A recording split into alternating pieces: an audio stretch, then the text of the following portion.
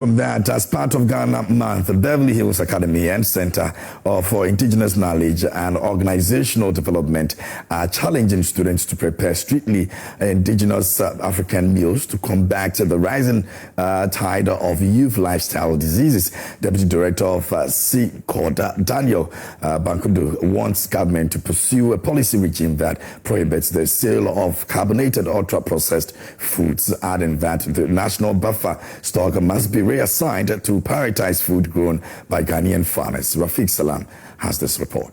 Under the banner of CCOD's My Food is African campaign, the school's Heritage Week saw students proudly donning traditional attire and presenting regional dishes in authentic airway bowls and calabashes. Grouped into Ghana's traditional 10 regions, students showcase a variety of local cuisines, including the Asante region's eto, made from plantain and cocoyam, paired with goat pepper soup and a local ginger drink. Chief Executive Officer of Beverly Hills Academy, Pearl Churchill Ken Arthur, explained that the hands-on practical is designed to educate the next generation on the life-saving benefits of local cuisine over synthetic, heavily processed alternatives.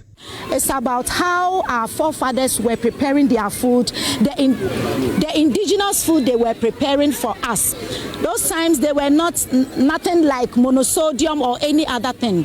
But now you see how sicknesses and other things are moving in our systems, cancer, whatever. So we want to bring down all those things, and we want our children to also learn the local food, how to prepare it, not the indomies and the fried rices that is mixed up with so many things.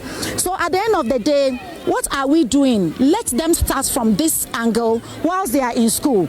Director of CCOD, Daniel Banoku, utilized the platform to call for sweeping national policy changes regarding food security and the protection of youth health. Addressing the young learners, he praised them for bringing the culinary brilliance of their ancestors to the fore, urging them to consume localized diversified diets. Try to encourage your parents to give you this at home. This is healthy food. Okay?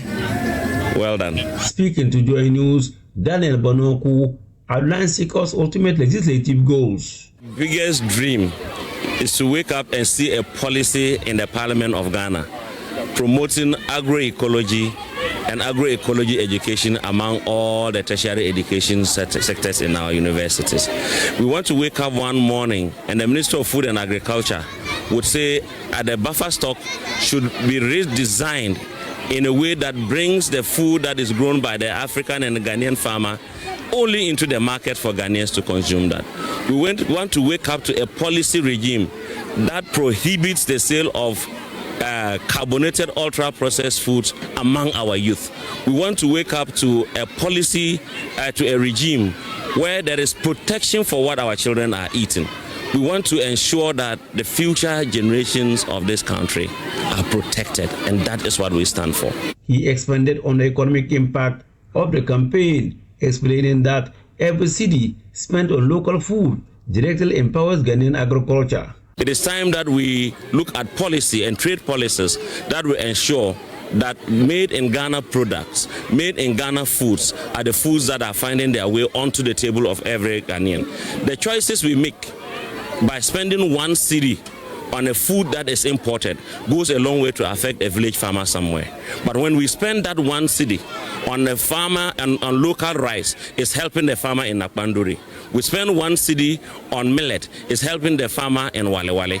We spend 1 cedi on palm nuts, it's helping the farmer somewhere in the forest area. So our choices end up determining who we are as a country. The vibrant display of Ghanaian culinary heritage even caught the attention of an unexpected international guest.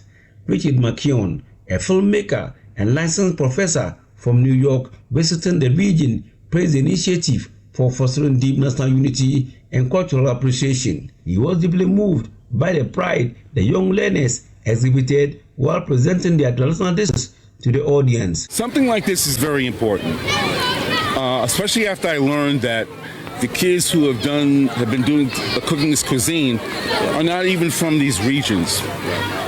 And one of the biggest issues on the continent is ethnic differences.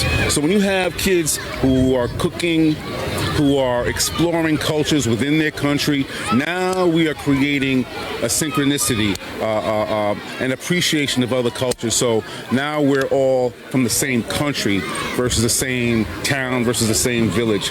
And we need a lot more of that. So I'm very impressed that the children were wonderful. They're doing great work. I'm loving the artwork. I'm a son of an art teacher, so that's also very special for me. So I'm very impressed. Keep up the good work. Reporting for Joy News, Rafik Salam. Wow. My foodies.